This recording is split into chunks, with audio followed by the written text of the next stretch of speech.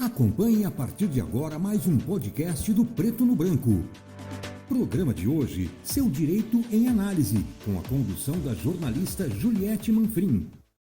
Olá, Seu Direito em Análise desse sábado está no ar e o nosso tema de hoje é Direito de Trânsito. Até aproveitando o mês Maio Amarelo, que lembra, que conscientiza as pessoas sobre educação no trânsito, sobre segurança no trânsito. E o nosso convidado de hoje é o Dr. Flávio dos Santos, especialista em Direito do Trânsito. Seja bem-vindo, doutor. Obrigado, Juliette. É uma grata satisfação estar aqui nesse programa, onde nós podemos abordar um tema de grande relevância para a nossa sociedade.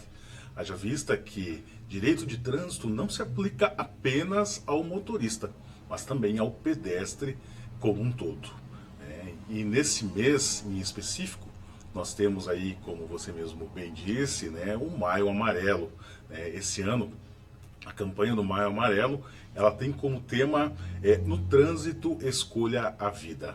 Então, certamente os ouvintes, aí, a população em geral, está aí percebendo algumas campanhas, algumas ações educativas de conscientização na nossa cidade, das autoridades competentes referentes ao Maio Amarelo.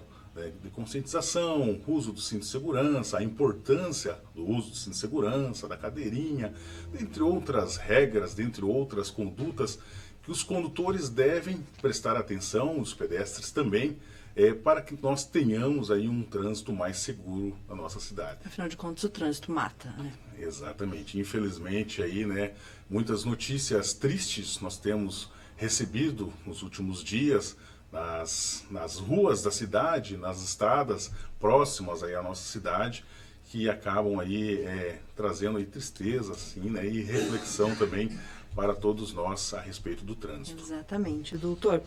Nós recebemos uma série de questionamentos dos nossos internautas, enfim, as pessoas que acompanham o portal Preto no Branco.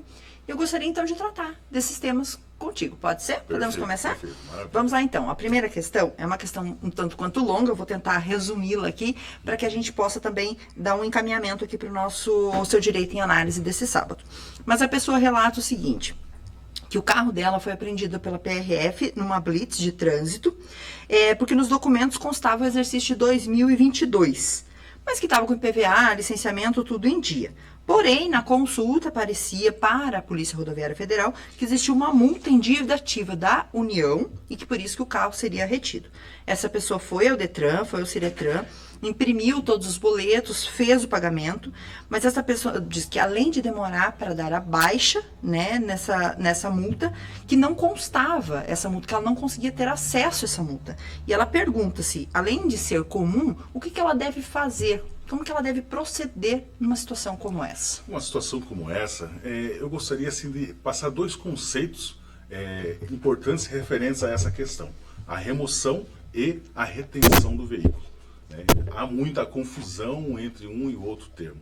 A retenção, Juliette, seria assim aquele momento em que o agente de trânsito está abordando o condutor. Digamos ali feito a blitz nas ruas da cidade, ou na BR, a abordagem que é realizada pelas polícias rodoviárias, nós temos ali caracterizada a retenção. Seria aquele breve momento no qual a autoridade policial ela vai averiguar a documentação, averiguar o veículo, para verificar se está em perfeitas condições de prosseguimento no trânsito, e na sequência o condutor já é liberado. Digamos que, eventualmente, nesta retenção, nesta abordagem, nós encontremos aí alguma situação que haja a necessidade de não ocorrer a liberação do veículo. Por exemplo, digamos que o veículo esteja em mau estado de conservação, o veículo esteja com o pneu careca, então, assim, nessas hipóteses, poderá haver a remoção do veículo para o pátio. Poderá haver essa remoção para que seja sanada esta irregularidade e também para proteger o trânsito, porque não é aceitável assim que um veículo em tais condições acabe sendo liberado para continuar rodando. Antigamente nós tínhamos o termo apreensão, não é utilizado mais esse termo dentro do trânsito, Então, nós temos essa possibilidade da remoção. No que se refere ao documento do CRLV, por exemplo, uma informação importante relacionada a essa pergunta também, nós temos o CRLV, que seria ali o Certificado de Registro do Licenciamento Veicular. Esse documento, ele é de porte obrigatório? É uma pergunta assim que muitas pessoas ainda fazem. Via de regra, é um documento de porte obrigatório. No entanto, nós temos a ressalva de que atualmente é permitido o CRLV eletrônico. Mas como assim? Por exemplo, vou citar uma situação hipotética. Esse mesmo condutor, esse mesmo telespectador que fez essa pergunta é abordado numa abordagem de rotina ali das polícias, e não tem o documento em mãos. Ele será autuado? Não. Se eventualmente aquela autoridade, aquele agente de trânsito tiver acesso ao sistema e puder fazer a consulta daquele documento, não haverá a incidência da infração de trânsito. No entanto, se eventualmente, se não me engano foi o caso ali, o policial ele não tiver acesso ao sistema, o condutor ele tem que apresentar o documento. E se o documento estiver atrasado, uma informação também nesse sentido, que ele não tinha acesso no sistema no momento. Exato, exatamente. Não tem acesso no sistema. Então, o senhor condutor, a senhora condutora tem que apresentar o documento físico aqui, para que eu possa estar averiguando as características do veículo, para ver se está tudo certinho. Eu não tenho esse documento em mãos. Daí sim, ocorre ali a lavratura ali do auto de infração de trânsito. Uma questão muito importante relacionada a essa pergunta a respeito da dívida ativa. O que ocorre muito, talvez seja o caso deste ouvinte. Por exemplo, o veículo está no nome da pessoa X. A pessoa X empresta o veículo para o Z. O Z excede a velocidade e é autuado por uma infração de excesso de velocidade. O X vai fazer, quando receber a autuação em seu endereço, vai indicar como condutor o Z. O Z vai assumir aquela multa, porque foi ele quem cometeu aquela multa. Ele se torna responsável pelas consequências administrativas daquela infração. No entanto, conforme a resolução 108 de 99 do CONTRAN, o proprietário, ou seja, o X, ele ainda permanece responsável por aquela dívida que existe, pelo pagamento daquela multa. Não vai ser ele que vai realizar o pagamento, vai ser o condutor do veículo. Mas enquanto não for realizada aquele pagamento, aquele condutor X, ele ainda, como proprietário do veículo, ele ainda vai ser o responsável. O que pode acontecer? Nesse caso, nós tivemos ali que a dívida foi lá de 2018. Exatamente. E que passados alguns anos, constava ali na documentação essa informação da dívida. O que pode ter ocorrido nesse caso por exemplo, o Z ter recorrido administrativamente. Acaba ocorrendo ali a suspensão, o efeito suspensivo da obrigação de realizar o pagamento daquela multa, de ter aquela pontuação daquela autuação. Então, naquela hipótese, naquele período, às vezes 1, 2 anos, que perdura ali a análise do recurso, o proprietário do veículo ele vai conseguir fazer o pagamento do licenciamento, vai transcorrer a vida normalmente, até o momento em que encerrar aquele recurso e tornar-se obrigatório, se o Z ele não conseguir comprovar o alegado ali no recurso que ele demonstrou. Então, possivelmente nessa situação, pode ter ocorrido algo nesse sentido. E vem ali o questionamento dele, o que pode ser feito, O que pode ser feito, qual que é a alternativa? A alternativa cabível seria o recurso na esfera administrativa, Se aquele condutor for autuado, for notificado administrativamente, ele terá um prazo para exercer o direito fundamental dele, que seria ali do contraditório, da ampla defesa, para tentar se manifestar, para informar que ele não era o culpado para aquela situação que acabou culminando ali naquela abordagem, naquela, digamos que, punição aplicada ali pela autoridade policial. Entendi. Nesse caso, o ideal é essa pessoa procurar um advogado, procurar um Exatamente, aconselhamento assim, jurídico? recomendável, assim, né, a gente recomenda para que esteja procurando um advogado, né, da confiança, assim, da preferência da pessoa, né, para que a pessoa possa ter protegido esses direitos, né. O advogado, ele certamente ali vai procurar os meios adequados na legislação a fim de proteger os direitos daquele condutor, né, principalmente para tentar ali demonstrar que aquele condutor em específico, aquele proprietário, ele não possui responsabilidade sobre aquela infração, sobre aquela notificação que eventualmente esteja respondendo. Perfeito. Vamos para o próximo questionamento, então. Acho que essa primeira questão ficou bem resolvida, bem esclarecida. Nosso primeiro questionamento, doutor, é o seguinte. Vamos localizá-la aqui. Recebi uma multa no fim de 2021 no município de Realeza, mas no ano passado, quando fui pagar o licenciamento do veículo, essa multa não apareceu. O que eu devo fazer? Olha só, situações como essa têm se tornado bastante comum, principalmente após a entrada em vigor da Lei 14.071 de 2020. Essa lei entrou em vigor em 2021, no mês de abril, e trouxe algumas mudanças no Código de Trânsito Brasileiro, que pode ter ocorrido nessa situação desse ouvinte, né? Mas o que seria isso? Seria a hipótese, Juliette, de uma eventual conversão da infração em advertência. Aí certamente. É comum isso acontecer? É comum acontecer. Mas como que pode acontecer isso? Em que hipóteses que pode acontecer isso? Ocorre essa conversão da autuação em advertência, são dois requisitos fundamentais ali que devem ser observados.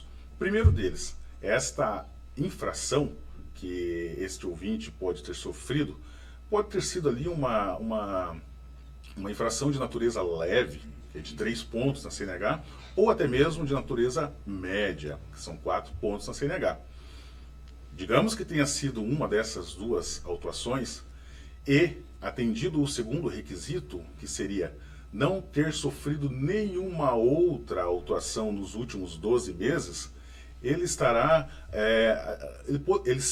beneficiado ali pelo artigo 267 do Código de Trânsito Brasileiro. Entendi. Que prevê esta possibilidade de converter o auto de infração em advertência. Sendo assim, aquele condutor ou aquele proprietário, ele não terá a obrigação nem de realizar o pagamento da multa e nem mesmo de arcar ali com a responsabilidade daquela pontuação que foi indicada para aquela situação em específico. A gente costuma receber algum documento dizendo assim, olha, sua multa foi convertida em uma notificação ou não? Sim, sim. Também é possível não, assim, é de praxe, assim, dos órgãos de trânsito, enviar esta notificação para o condutor. Por quê? Por mais que seja um benefício para o condutor, mesmo assim esse condutor ele terá a oportunidade de exercer o seu direito de defesa.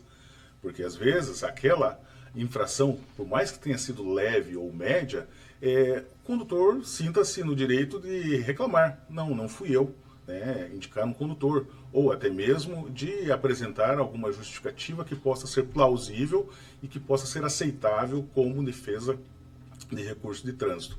Então, é enviada essa notificação para que possa exercer esse direito. É a chamada notificação de autuação. E terá um prazo ali para se manifestar, caso queira, e daí exercer esse direito de defesa. Isso vale tanto para as multas que são aplicadas no perímetro urbano, quanto no perímetro em rodovias? Exatamente. Olha só, é bem interessante seu questionamento, porque assim, a partir do momento que o condutor realiza uma infração de trânsito e é flagrado, seja por um radar, seja por um agente de trânsito, ele vai receber em seu endereço, no endereço que estiver cadastrado junto ao órgão de trânsito, junto ao DETRAN do seu estado, vai receber uma notificação de autuação. Nessa primeira oportunidade, ele vai ter o direito de realizar a defesa prévia ou até mesmo de indicar o condutor que cometeu aquela infração. Superado essa etapa, se esse condutor não realizar essa defesa prévia, ele receberá, ou se essa defesa prévia for julgada indeferida, ele receberá mais uma correspondência daquela mesma infração, né? Muitas pessoas pensam, poxa vida, cometi mais uma infração, mas está em duplicidade. Na realidade, não. Na realidade, são duas notificações, mas que têm funções diferentes. A primeira é para verificar ali a formalidade ali do ato, né? Eu vou verificar aqui se o endereço está correto, se as informações contidas no auto de infração estão corretas. E a segunda, que seria a notificação de imposição de penalidade, esta sim é a multa propriamente dita, né? E mesmo assim o condutor terá a oportunidade de apresentar uma defesa, né, sobre esta notificação de imposição de penalidade, né?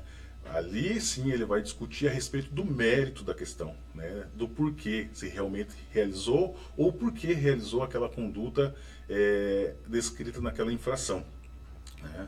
E ao final dessa defesa, se não for deferida, o condutor ainda terá a oportunidade de mais uma terceira instância, que nós chamamos, né, que seria um recurso para a CETRAN, que é o Conselho Estadual do Trânsito, que é, digamos assim, a última instância na esfera administrativa para apreciar eventuais recursos de trânsito. Então esse nosso internauta ele não tem motivos para se preocupar pelo fato de não ter aparecido essa multa lá na hora de pagar o licenciamento. Possivelmente tenha ocorrido uma situação desta natureza aí para justificar esta questão aí que não apareceu para ele. Perfeito, então. Vamos para o nosso próximo questionamento, então. De um internauta que diz o seguinte, doutor: recentemente sofreu um acidente de trânsito e a outra parte se recusou a fornecer informações ou de se responsabilizar pelo ocorrido. Como devo proceder legalmente nessa situação? Olha só, é muito comum ocorrerem acidentes de trânsito, principalmente no perímetro urbano. Ontem, Juliette, até achei assim, um ocorrido comigo. Eu estava numa palestra de trânsito ontem à noite, me deslocando para minha casa, e nisso encontrei um veículo capotado aqui numa das avenidas aqui de Cascavel. Tem sido muito comum. Tem sido muito comum. Ali possivelmente ali houve algum dos veículos avançou o sinal vermelho, né? E assim, graças a Deus, assim, nenhum dos dois condutores teve ferimentos graves, né? Nenhum precisou ser encaminhado ao hospital. Mas nessa situação em especial, a orientação assim que a gente repassa primeira coisa, aconteceu um acidente de trânsito, sinalize o local. Procure sinalizar o local para evitar outros acidentes aconteçam ali. Segundo momento, né, seria aquele diálogo com o outro condutor. Aconselha-se para que não haja uma discussão a respeito de quem foi a culpa. Porque ali, naquele calor do momento, ninguém vai querer assumir a culpa, por mais errado que estava. Então, assim, é muito difícil que o condutor fale, eu estava errado. É muito difícil que aconteça isso. Por vezes, acaba acontecendo. Mas naquele não é o momento adequado. E o que pode acontecer? O outro condutor fala, eu não vou pagar nada, eu não sou o culpado e eu vou embora. O condutor, a condutora, não pode chegar e agarrar a força e falar, espera aqui, você é o culpado, sim. Isso aí é uma conduta que não é assim aconselhável, né? A conduta mais adequada seria fazer as anotações devidas. Anotar a placa daquele veículo, as características do veículo, os danos causados naquele veículo, de preferência filmar ou fotografar aquele veículo, os danos que ele teve, né? Para que oportunizar uma possível reparação de danos mais para frente. E o condutor lesado ele deve registrar um boletim de ocorrência com as informações daquele acidente. A data, o local, as circunstâncias, foi um avanço de sinal vermelho, foi avanço de preferencial, possível excesso de velocidade, né? Situações como essa devem ser constadas no boletim de ocorrência. E para ver os seus direitos de danos, ali, dos danos materiais, por exemplo, que acabam ocorrendo, aquele condutor, a melhor alternativa é procurar um profissional, um advogado, para poder orientá-lo, para poder defendê-lo judicialmente e até mesmo encontrar aquele condutor. Ah, mas o condutor ele saiu, não deixou o telefone, não deixou endereço, nada. Mas através da placa é possível providenciar, é possível chegar a quem é a propriedade do veículo e as informações principais do proprietário. Mas espera aí, não foi o proprietário quem estava no local do acidente. Mas, mesmo não sendo o proprietário, o carro ele tem a responsabilidade sobre aquele veículo. Ele emprestou o veículo para um filho, para um funcionário, para um amigo ou para quem quer que seja. Ele tem responsabilidade. Se não foi ele vai ter a incumbência numa ação judicial de apontar quem foi o condutor do veículo naquele acidente. Doutor, nosso próximo questionamento, na verdade, são dois questionamentos que se assemelham em alguns aspectos, né? E o primeiro deles diz o seguinte: ele foi multado por excesso de velocidade, mas ele acredita que o radar pudesse estar com defeito. E certamente essa pessoa acredita que a velocidade que ela estava era menor do que a que foi registrada. Ele está perguntando como que ele deve contestar essa multa e provar a sua inocência. O próximo questionamento, que também se assemelha com uma situação, diz o seguinte, que ele recebeu uma multa por ultrapassar um sinal vermelho, mas que ele também acredita que ele não tenha cometido essa infração. E aqui ele gostaria de saber como que ele deve fazer para provar que ele não fez ele não avançou o sinal vermelho. Certo. Compreendi. Estas questões de excesso de velocidade, Juliette, nós temos no Código de Trânsito três possibilidades de infrações de excesso de velocidade. A primeira delas é para aqueles condutores que ultrapassarem o limite de velocidade até 20%. Nós temos uma infração de natureza média. A segunda hipótese é de 20% a 50%. Nessa hipótese nós temos ali uma natureza grave, infração de natureza grave, 5 pontos na CNH. E a terceira hipótese, acima de 50%, que seria de natureza gravíssima, esta infração de trânsito. Mas como é realizada a questão da aferição da velocidade? Nós temos 4 tipos de radares que são possíveis aferir a velocidade. Seria ali o radar fixo, aquele famoso pardal, né, que fica pendurado nos postes ali, aquele é o radar fixo. Nós temos ali o radar estático, né, que seria um radar, ele fica sobre, por exemplo, um suporte. Ele fica sobre um suporte. É normal a gente ver nas estradas, principalmente nas estradas utilizadas aí pela Polícia Rodoviária, é normal a gente ver ali um tripé e o radar em cima dele. Esse é o estático. Nós temos ali o radar móvel, né, que seria o radar, ele está, por exemplo, dentro de um veículo. O veículo pode estar em movimento e mesmo assim o radar está funcionando e aferindo ali a velocidade dos outros automóveis. E também nós temos o radar portátil, que seria aquele radar em que ele é usado manualmente pelo agente de trânsito para estar verificando a velocidade que o condutor está desempenhando.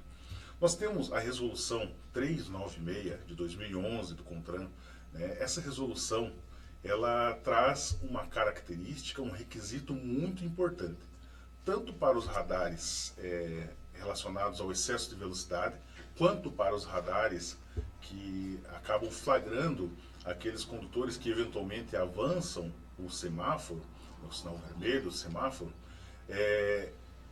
O requisito importante é que deve ser feita uma aferição daquele radar no prazo de 12 meses.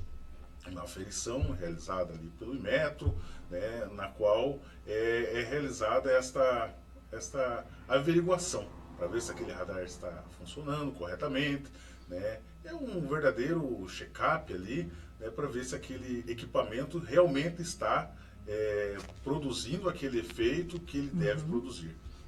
Então, esta é uma característica pela qual os radares acabam suportando. E o condutor, ele recebeu a notificação de autuação no seu endereço e em algumas hipóteses aparece ali a foto do veículo, a placa do veículo E lá naquelas letrinhas bem pequeninas que tem embaixo daquela foto, vai constar algumas informações importantes.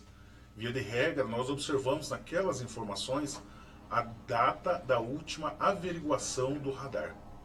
É muito importante o condutor verificar esta informação na sua notificação de autuação. A data de última averiguação. Eu já vi autos de infração de municípios, por exemplo, que trazem essa informação de uma forma mais clara, mais ampla, mais acessível ali ao condutor que está manuseando aquele auto de infração. Que seria o adequado. Que seria o adequado, exatamente. Né? Porque muitas vezes a pessoa olha ali a notificação e sequer presta a devida atenção para aquelas letrinhas minúsculas, letrinhas de bula, de remédio, né?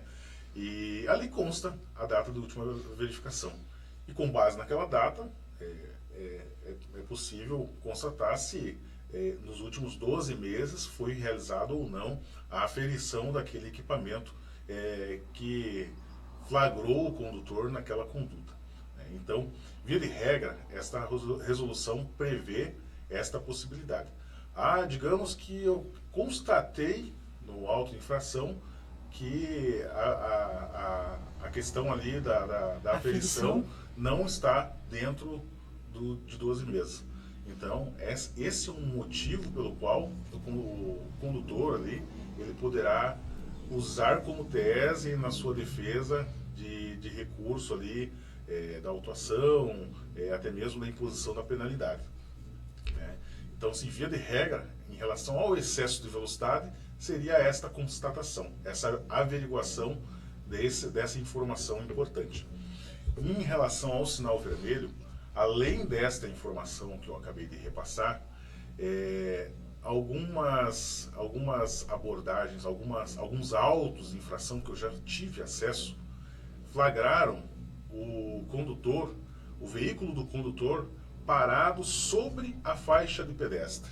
E aí também acionam... Daí acabou acionando ali o radar, né, acionando e acusando a infração de avanço ao semáforo.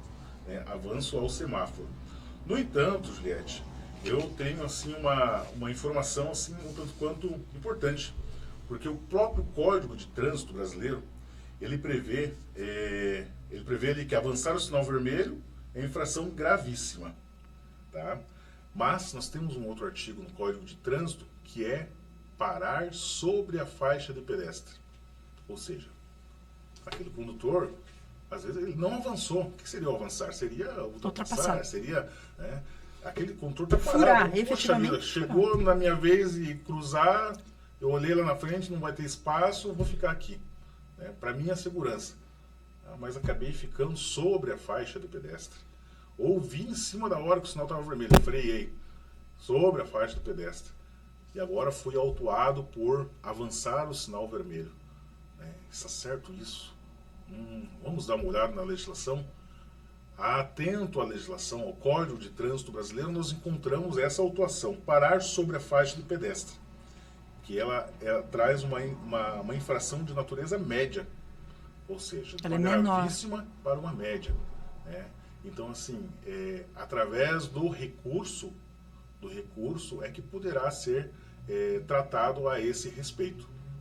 Então, é muito importante que o condutor, independente de qual seja o motivo da sua infração de trânsito, né, faça valer o seu direito de defesa através desses recursos administrativos das notificações que recebe.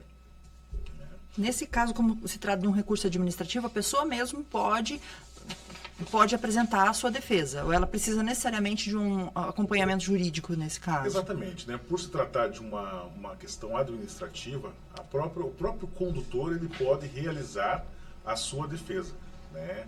É lógico, nós, enquanto advogados, a gente acaba atendendo situações como essas, porque muitas vezes o condutor ele não tem o conhecimento técnico, não tem o conhecimento jurídico adequado para poder embasar a sua argumentação. Mas o próprio condutor, poxa vida, eu quero recorrer. Então, ele terá esse direito, né, mesmo sem a necessidade ali de um advogado ali para para lhe acompanhar, ele terá essa opção. Ou eu faço sozinho, ou eu procuro um profissional da advocacia para estar realizando essa defesa. Perfeito, então, ótimo. Acho que ficaram bem esclarecidas, inclusive com questões aí que muitas pessoas certamente não sabiam dessa coisa de parar na faixa, que é comum também de acontecer, né? Às vezes fecha, né? Nosso próximo questionamento tem a ver com a lei seca. A nossa internauta diz o seguinte, que ele está em dúvida sobre o que fazer se ele for parado em uma blitz da lei seca. Quais são os seus direitos, né? Ele questiona, e quais são as consequências se ele porventura se recusar em fazer o teste do bafômetro. Perfeito. Essa é uma questão que já ganhou bastante repercussão, mas atualmente é pacífico o entendimento da legalidade da informação que eu vou falar daqui para frente. Primeiro, eu quero dizer que o condutor, a pergunta você é obrigado a fazer? Não, você não é obrigado a fazer. No entanto, o Código de Trânsito Brasileiro, ele apresenta a infração da recusa ao teste do bafômetro. Ou seja, o órgão de trânsito, o agente de trânsito, ele não vai lhe obrigar a fazer. Assopre aqui o bafômetro, vamos fazer. Não, isso aí ele não vai fazer. Ele vai te oferecer. A senhora aceita fazer um teste de bafômetro, vai explicar as consequências, né? Seria o mais sensato possível, né? Assim, do agente de trânsito, né? Explicar as consequências. Ó, se o senhor fizer, né, vai acontecer isso, isso, isso. Se não fizer, pode estar sujeito a tais questões. Então, assim, digamos que o condutor ele seja abordado e seja oferecido o teste do bafômetro para ele e ele se recusa a realizar aquele teste. Ele receberá uma infração de trânsito na qual possui natureza gravíssima, uma multa aí de R$ 2.934. Então, assim, e além disso, Juliette, nós temos a suspensão do direito de dirigir. Diante diante da da negação, recusa, exatamente, da recusa. Diante daquela recusa realizada. Então, poxa, mas eu não bebo. Poxa, então se você não bebe, então faça o exame, faça o teste. Né? Faça o teste, né? É melhor fazer do que ter essa consequência da penalidade, da multa, da suspensão do direito de dirigir. Então é mais recomendável que se faça do que recusar, né? Porque senão as consequências financeiras, administrativas serão assim percebíveis ali no seu bolso, na sua CNH. Né? No caso da recusa e a pessoa apresentar sinais de embriaguez, aí ela pode ser presa ainda? Exatamente, há essa possibilidade, né? Nós temos ali pelo menos dois sinais em que os órgãos de trânsito acabam percebendo, né? Poxa vida, o olhar da pessoa, o olhar vermelho, a forma da pessoa caminhar, alguns sinais característicos de que aquela pessoa ingeriu alguma bebida alcoólica ou alguma outra substância que faça alterar o seu ânimo, o seu humor, né? Então, ele pode ser encaminhado para os procedimentos cabíveis, né? Tem algumas órgãos de trânsito que acabam encaminhando a recusa independente dos sinais. Né? Vou encaminhar para os procedimentos cabíveis, né, para a delegacia, para que seja feito o procedimento cabível ali, algum procedimento relacionado à embriaguez. Mas tem outros órgãos de trânsito que não. Recusou-se, não quer fazer? Então, beleza, está aqui a autuação, o senhor está autuado, né, está notificado, então tem o seu direito de defesa e segue adiante. Perfeito. Vamos para o nosso questionamento, então. O nosso próximo questionamento é a respeito de um flagrante de uma pessoa que teria cometido uma infração no trânsito. E diz o seguinte, que em uma via de trânsito rápido, essa pessoa verificou um motorista fazendo uma ultrapassagem perigosa que por pouco não provocou um acidente. Essa pessoa gostaria de saber se ela pode fazer algum tipo de denúncia e a que canal que ela deve submeter essa denúncia. Tem alguma autoridade que pode tomar providências com relação a esse fato? Certo. Nós temos aí, diante dessa análise, duas situações que podem ocorrer, né? Eu visualizo duas situações que podem ocorrer, que seria aquela infração que eu flagro, eu enquanto pedestre ou motorista flagro no trânsito, que eu acredito que foi uma infração gravíssima ou qualquer outra natureza, mas que acabou gerando um certo perigo, e tem aquela infração habitual, né? Que é o caso, por exemplo, eu moro em um determinado bairro e tem um vizinho, tem alguns moradores que todo dia ou todo sábado, todo domingo estão ali empinando a motocicleta, estão ali cantando pneu, fazendo ações como essa que podem ser prejudiciais para os pedestres e até mesmo para a própria segurança daqueles condutores. Nós temos eu vejo essas duas possibilidades.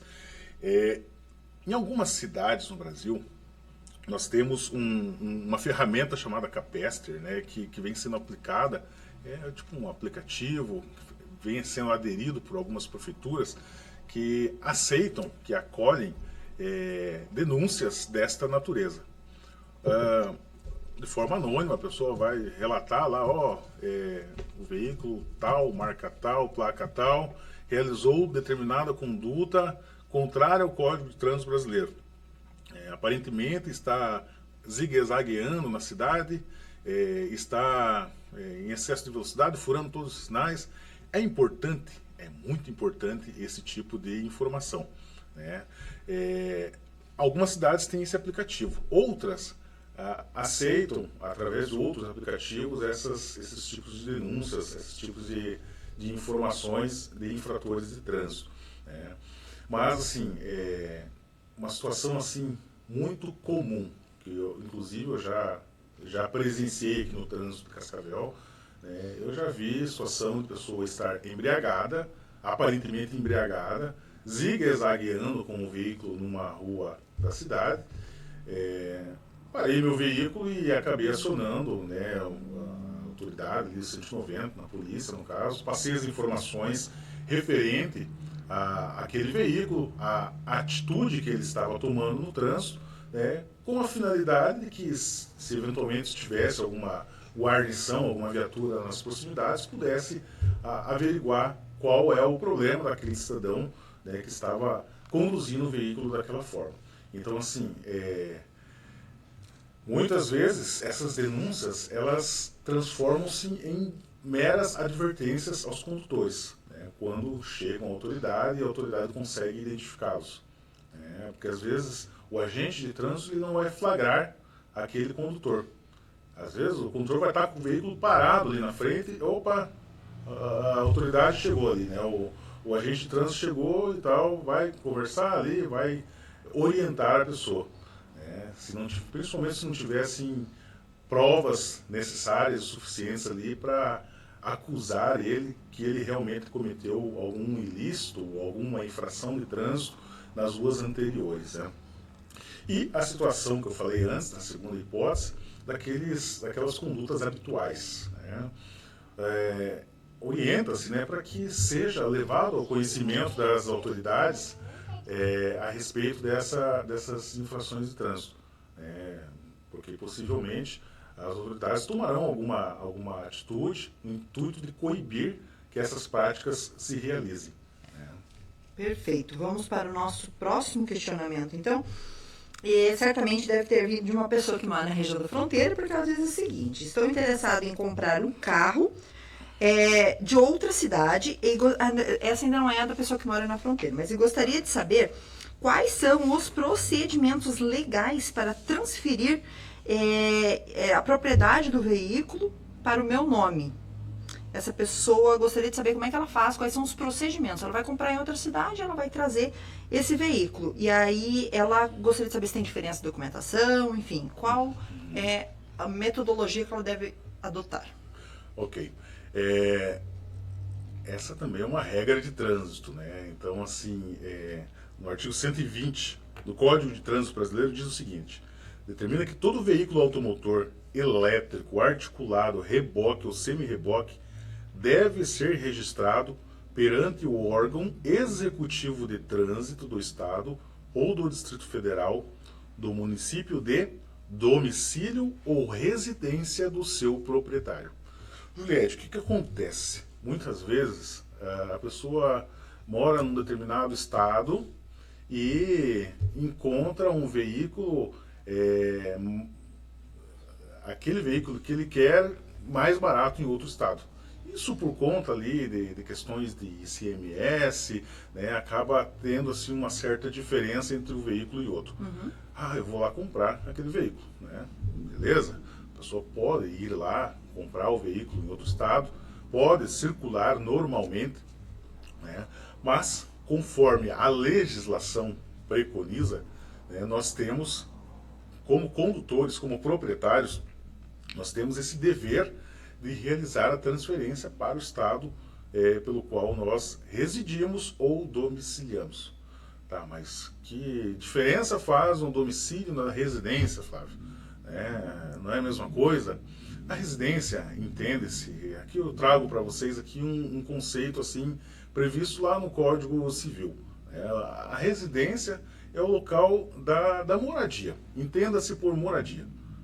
Eu resido, eu moro na rua tal, número tal, bairro tal, tal cidade de Cascavel. Essa é a sua residência. E o domicílio, ele por sua vez, ele vai abranger não só a sua moradia, mas também as suas atividades habituais. O exemplo, por exemplo, sim, de um empresário que tenha uma empresa em Cascavel, São Paulo, Mato Grosso, e a residência em Cascavel. Estou lá no Mato Grosso, vou comprar um carro lá, um veículo lá, um caminhão ou qualquer outro veículo. Mas como ele tem domicílio naquele estado também, tem uma empresa naquele estado, ele poderá gozar dessa livre circulação sem a necessidade dele transferir o veículo para o estado no qual ele trabalha, no qual ele mora efetivamente. Então, poxa vida, mas eu não tenho domicílio em outro estado e comprei lá e estou trazendo aqui para Cascavel. Então, assim, o procedimento é levar esse veículo, agendar junto à Ciretran aqui em Cascavel, para que seja feito todos os procedimentos de vistoria, de alteração ali do registro do veículo para aquele estado em que a pessoa reside. Então, tem todo um procedimento a ser aplicado junto ao Detran, junto à Ciretran do município que a pessoa reside, para que seja regularizada essa situação e para que não incorra nessas condutas não permitidas dentro do Código de Trânsito brasileiro. Doutor, esse último questionamento, ele vai, acho que muitas questões que foram respondidas agora vão também servir para esse último questionamento, porque aí sim eu acho que é uma pessoa que vive numa região da fronteira com o Paraguai, porque ela diz o seguinte: moro no Brasil, mas trabalho no Paraguai e atravesso a ponte todos os dias. Gostaria de saber se posso comprar um carro com placas paraguaias. Então, é uma questão também muito importante, né, principalmente na região que nós nos encontramos, próximo aí a duas fronteiras, né, o Brasil, a Argentina, também não tão distante assim do Uruguai também, mas é uma situação em que a legislação ela prevê que não há essa possibilidade, não há não essa possibilidade, assim, não é possível eu ir lá comprar um veículo e trazê-lo para a cidade que eu moro, mesmo que eu faça esse traslado diário.